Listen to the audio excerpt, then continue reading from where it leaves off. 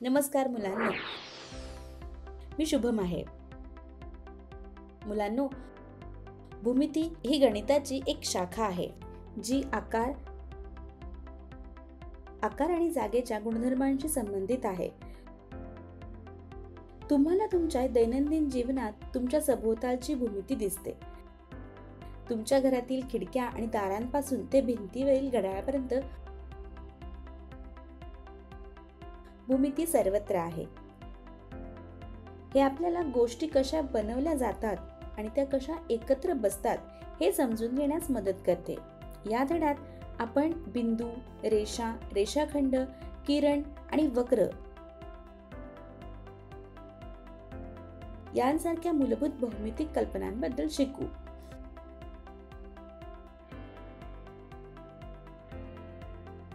उदाहरणार्थ, जेव्हा तुम्ही सरळ वाट पाहता तेव्हा ते कायमचे चालणाऱ्या रेषेसारखे असते. पण एक रेषाखंड त्या वाटाच्या तुकड्यासारखा असतात, ज्यामध्ये दोन सुरुवात आणि शेवटचे बिंदू असतात.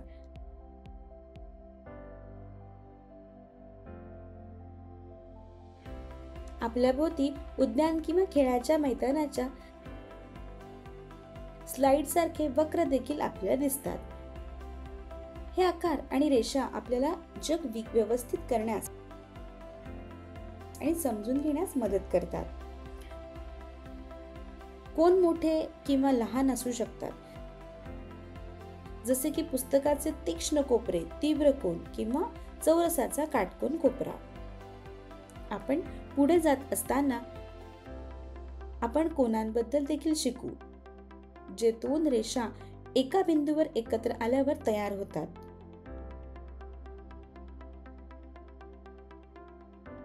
भूमिती आपल्याला वस्तू कशा एकत्र बसतात आणि आपण आपल्या जीवनात जागा अधिक प्रभावीपणे कशी वापरू शकतो हे मोजण्यास आणि समजून घेण्यास मदत करते.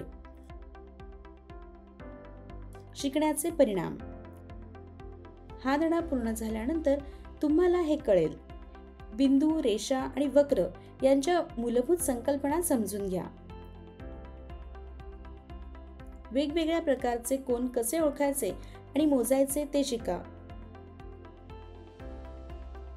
खुल्या आणि बंद वक्रांमधील फरक ओळखा.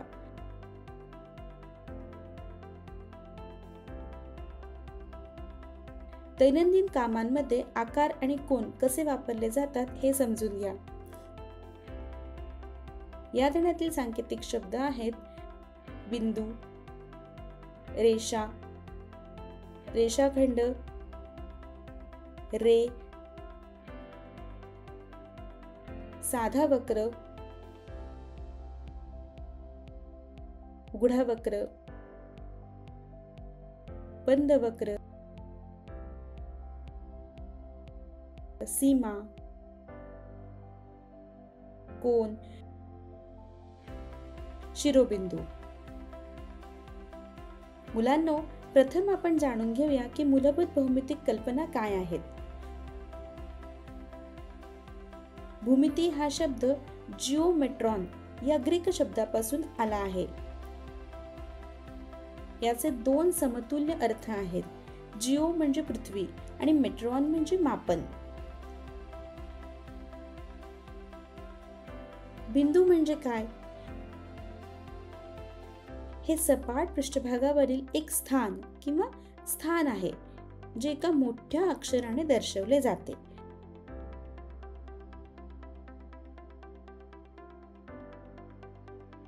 रेषाखंड हे मर्यादित लांबी आणि दोन अंत्यबिंदू असलेल्या रेषेचा एक भाग आहे.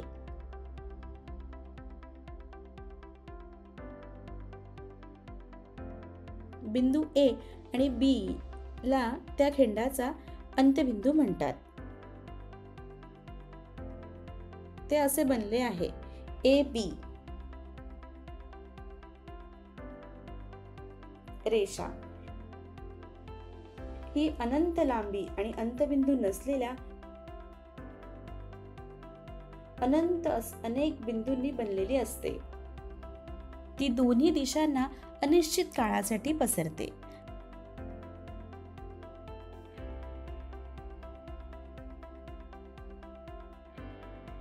याला म्हणतात ए बी, किंवा कधी कधी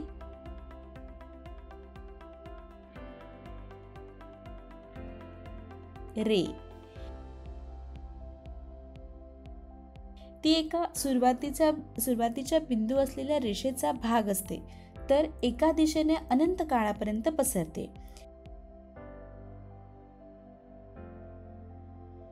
किरणाची वास्तविक जीवनातील उदाहरणे अशी आहेत.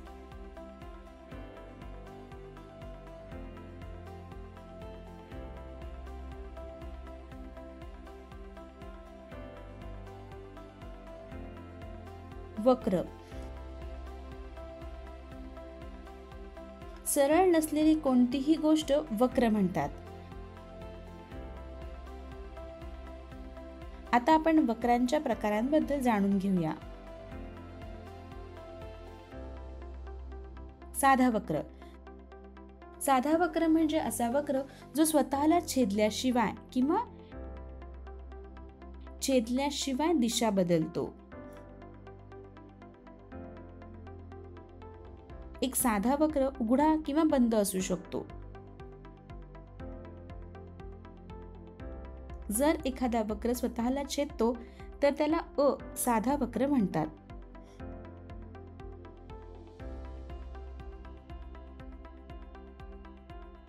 उघडा वक्र. एका वक्राला 2 अंत्यबिंदू असतात आणि जेव्हा तो स्वतःमध्ये क्षेत्र व्यापक नाही तेव्हा त्याला उघडा वक्र म्हणतात.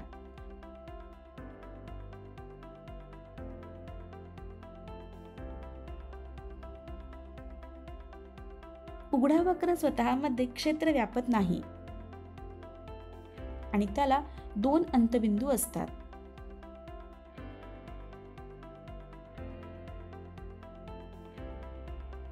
बंद वक्र. ज्या आकृत्यांमध्ये आरंभिक आणि अंत्यबिंदू एकमेकांशी जुळतात त्यांना बंद आकृत्या म्हणतात.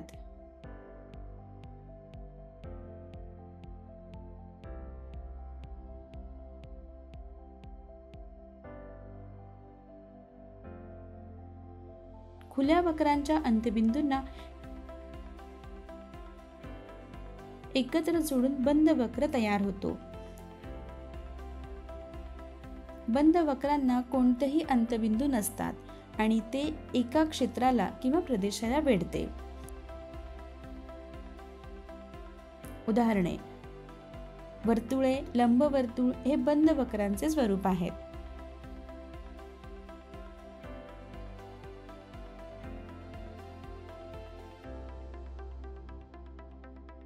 बंद वक्रांमध्ये 3 भाग असतात.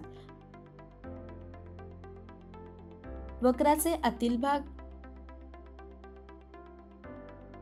वक्राची सीमा वर आणि वक्राची बाहेरील.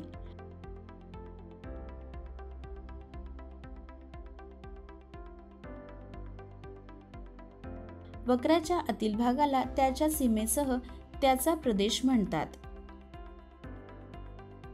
वक्राचा आतील भाग ते वक्राच्या आतील किंवा आतील क्षेत्राचा संदर्भ देते. निळ्या रंगाचे क्षेत्र हे आकृतीचे आतील भाग आहे.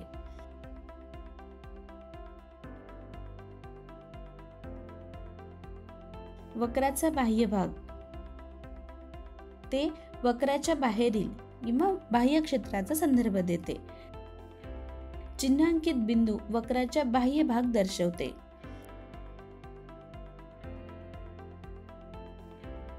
वक्राची सीमा ते विभाजक रेषेचा संदर्भ देते, त्यामुळे ते वक्राच्या आतील किंवा बाह्य भागांना विभाजित करते. वक्राच्या आतील आणि बाह्य भागांना विभाजित करणारी काळी रेषा म्हणजे सीमा.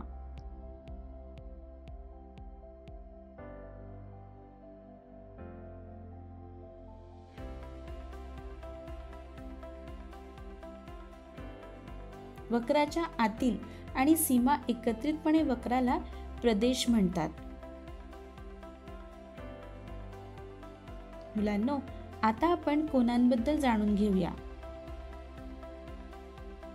एक समान अंत्यबिंदू असलेले दोन किरणांपासून तयार झालेल्या आकृतीला कोन म्हणतात. ते या चिन्हाने दर्शवले जाते.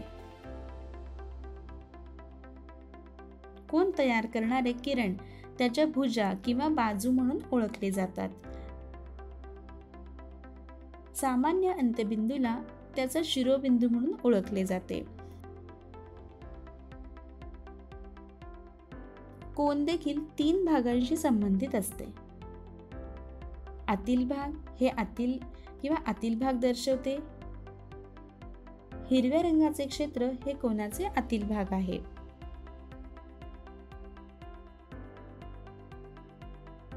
कोन सीमा हे कोनाच्या भुजांना दर्शवते. लाल बिंदू कोनाच्या भुजांवर आहे.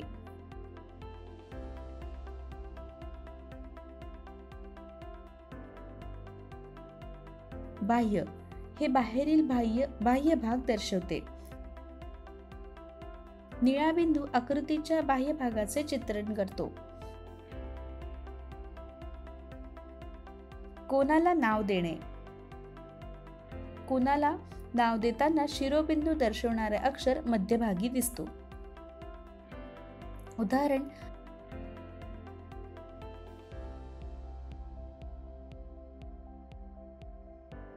वरील कोनाला कोन ABC असेही नाव देता येते. कोनाचे नाव त्याच्या शिरोबिंदूवरून देखील देता येते.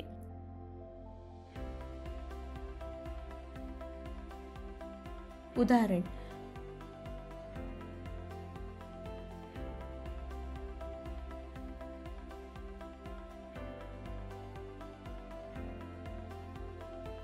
आता आपण कोनाचे प्रकार आणि त्यांचे गुणधर्म पाहू. कोनाचे 6 प्रकार असतात. कोन मापाच्या आधारे प्रत्येक आकाराच्या कोनाची एक विशिष्ट ओळख असते. चला तर आपण प्रत्येक प्रकारच्या कोनाबद्दल त्याच्या गुणधर्मांसह वैयक्तिकरित्या जाणून घेऊया. लघुकोन.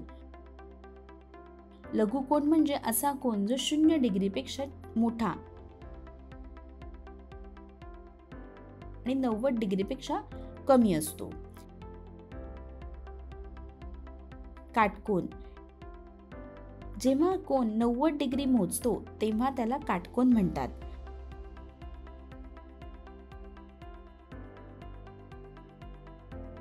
काटकोन सहजपणे पाहता येतो कारण तो अक्षर L चा आकार बनवतो. स्थूलकोन. जेव्हा कोन 90 डिग्रीपेक्षा जास्त परंतु 180 डिग्रीपेक्षा कमी असतो तेव्हा तो विशाल कोन असतो.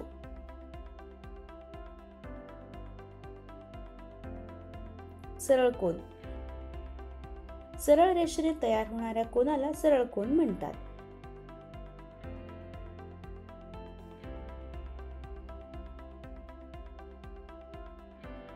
दुसऱ्या शब्दात सांगायचे तर सरळ कोन ही एक सरळ रेषा असते आणि 2 किरणांमधील तयार होणारा कोन 180 डिग्री असतो. सरळ कोनात दोन्ही किरण एकमेकांच्या विरुद्ध असतात. 2 काटकोन मिळून एक सरळ कोन बनतो.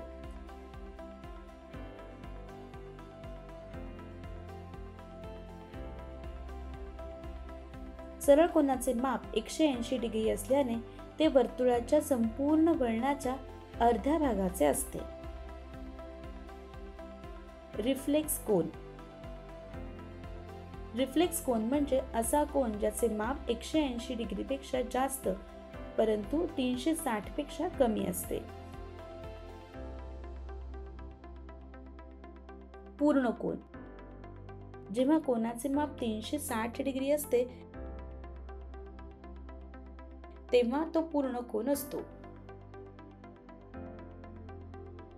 लक्षात ठेवण्यासारखे मुद्दे. बिंदू म्हणजे पृष्ठभागावरील स्थान आणि रेषाखंडाला 2 टोके असतात. रेषा कायमची चालू राहते त्यापेक्षा वेगळे. वक्र साधे किंवा गुंतागुंतीचे असू शकते.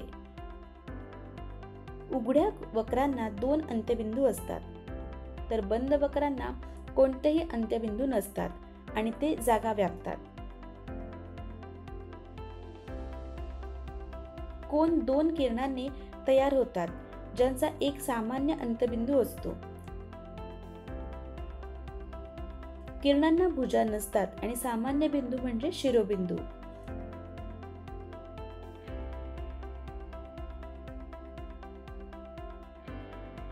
कोनांचे वर्गीकरण तीव्र 90 अंशापेक्षा कमी, उजवा 90 अंश,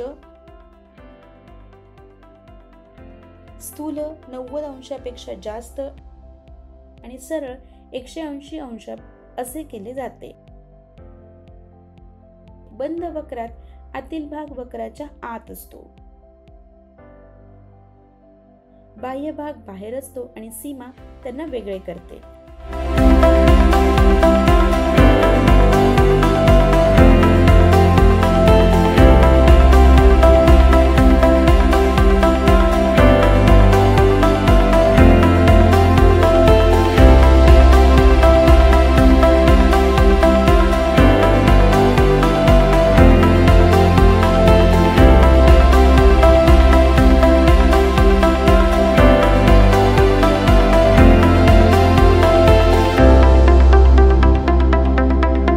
पाहिल्याबद्दल धन्यवाद.